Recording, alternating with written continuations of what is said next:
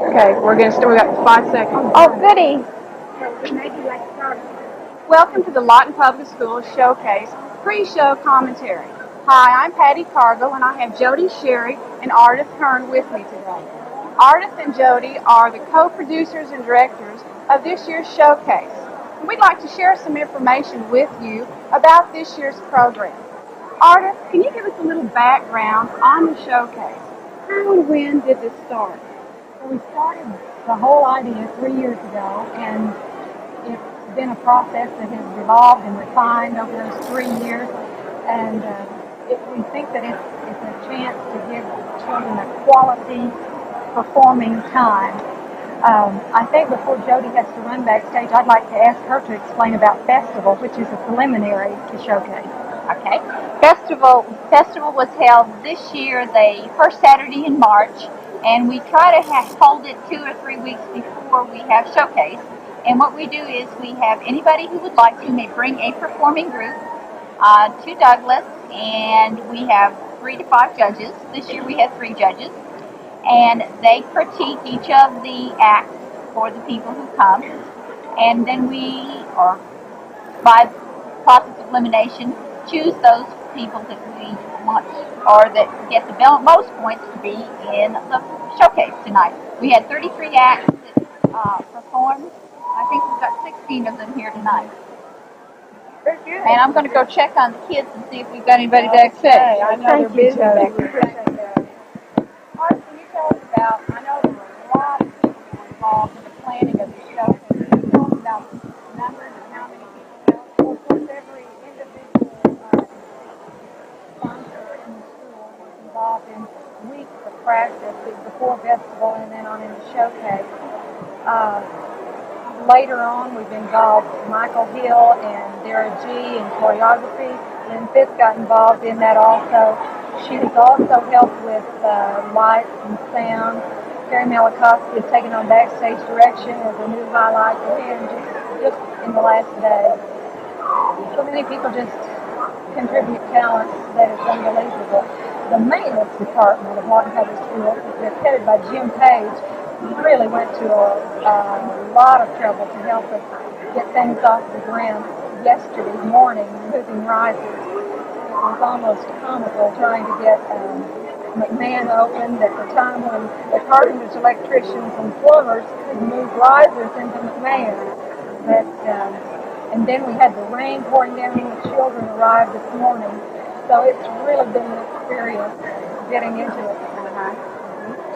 Do you think because of the 2 years experience, the prior experience that you've had with Showcase, did that make it any easier this year? I know we still had problems. Did that make it any easier though this year?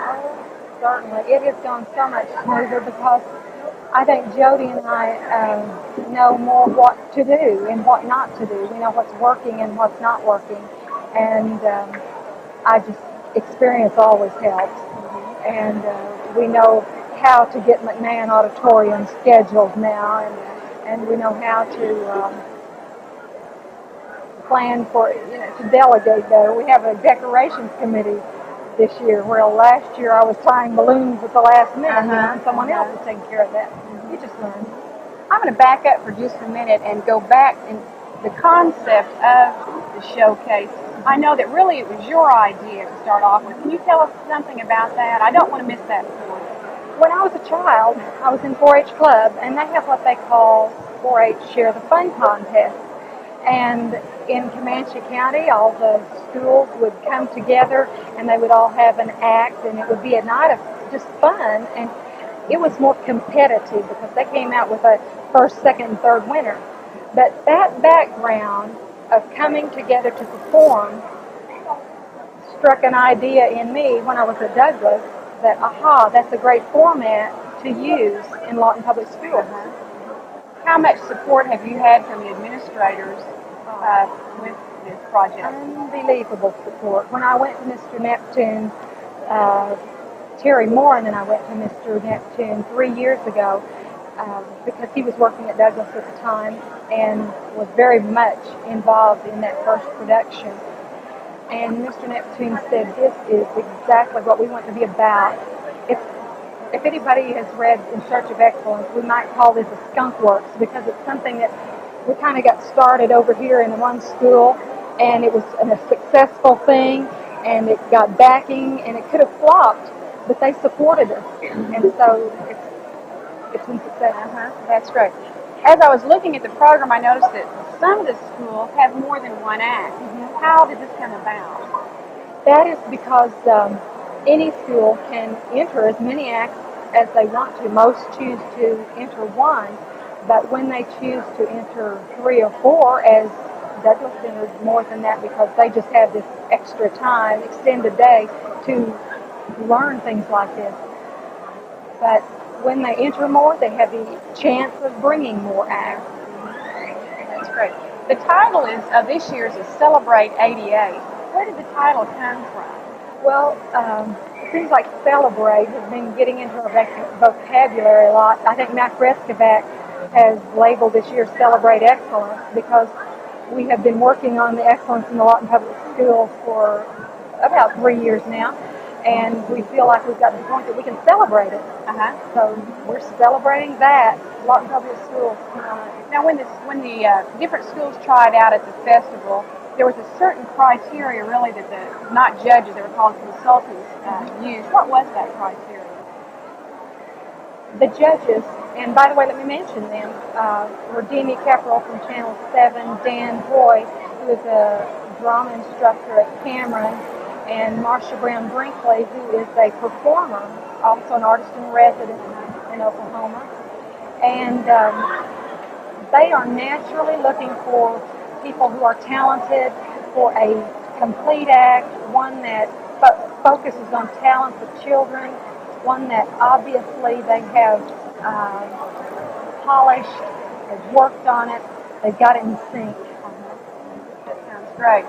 What do you think these students that are performing tonight and possibly their sponsors will have gained from this? What will they have learned from this experience? The most important thing that I see coming out of this is the fact that children learn that when they work together as a unit and don't all try to be stars, but work together for the same goal, that the results are better. And I see this as a very important thing that children need to learn, that working together cohesively, cooperatively, is going to benefit them later on in their lives. Today when I was at the rehearsal, something that really struck me was that this wasn't a competition at all. It was a camaraderie. I couldn't believe how in just one day did this happen. It is magical. It is something that happens every year. They come in as 15 or 20 different schools in the morning and with the nerves and, kind of in units. And they leave. By the last time we go through it, they are applauding each other, they're cheering each other on, and they feel cohesive. They feel like a unit. Can you tell us a little bit about today's practice? What did you do in the practice?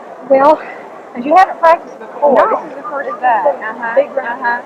Every school had naturally polished their act as much as they could at their own school. But what we did today was have a couple of children who were the MCs. They form the skeleton. What they say forms the skeleton for the performance. So we had to pull one child from each act to be in the choreographed beginning number. And so those children, those first 14 children that you'll see on stage at the beginning, have learned that dance and song today. And so they had to be quick studies. Now, are they just from each school, basically? Yes. One representative from each act. With the exception of Lee's little ones. Their little kindergarten children felt they weren't quite ready to be choreographed in that quick a time. Now, the groups that are performing tonight, are they PE and music classes groups, or what are they? The majority of the leaders would fall into the category of music teachers. Others are PE teachers, and there are, I would say, a third of the teachers are classroom teachers who have another class but have an added interest, something that they want to teach on the side that falls into the category of performing. So they practice sometimes basically in that class, but also, like you said, in recess, after school, before school. So there's a lot of work that's gone into this. I know the day gets very, very busy in trying to schedule that in. Why do we have so many groups instead of just the solo? Not so many solo. I know there's like a solo singing, but more groups. My philosophy behind not having solos is that, for one thing, it would take us a whole another day to have auditions if we did that, because there are so many good solo acts in Lawton. But we're not starring children here. We're starring a process of learning. And I think that we do that better in groups. I think so too. Right.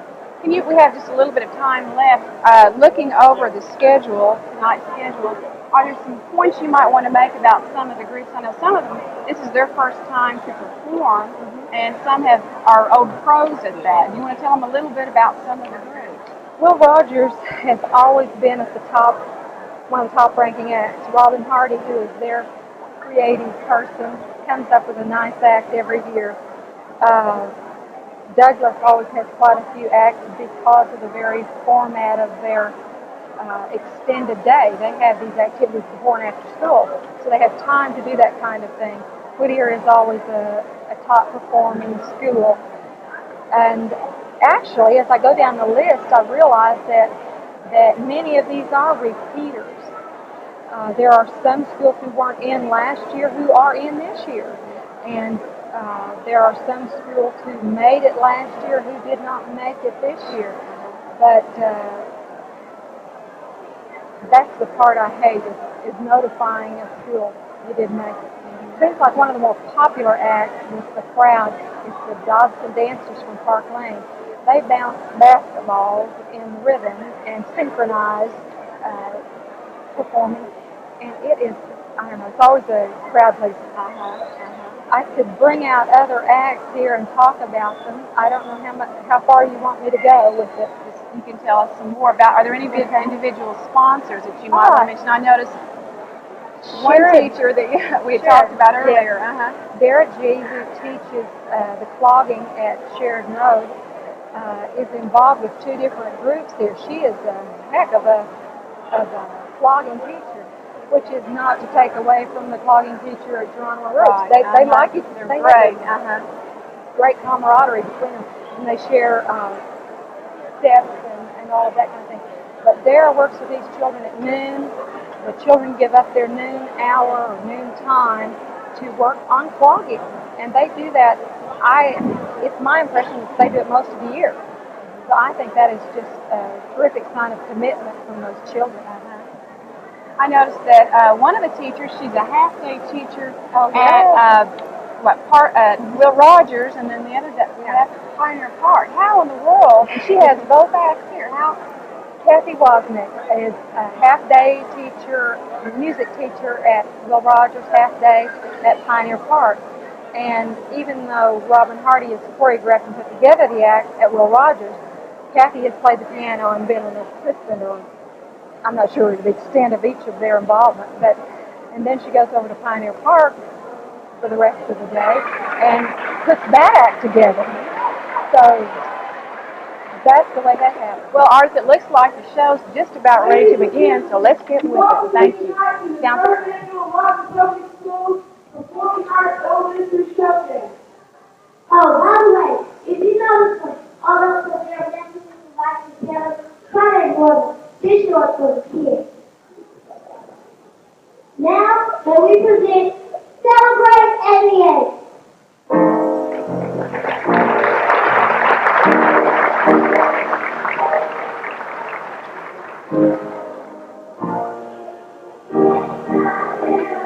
We had no idea how time it's.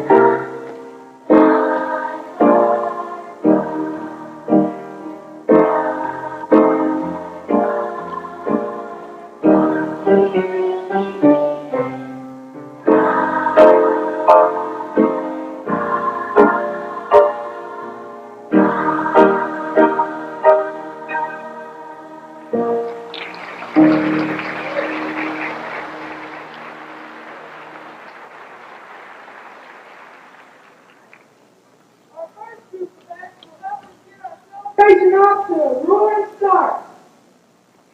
Is the Will Rogers Melodies ready? Yes! Is Pioneer Park Pizzazz ready? Yes! Is Douglas Twirls ready? Yes! Is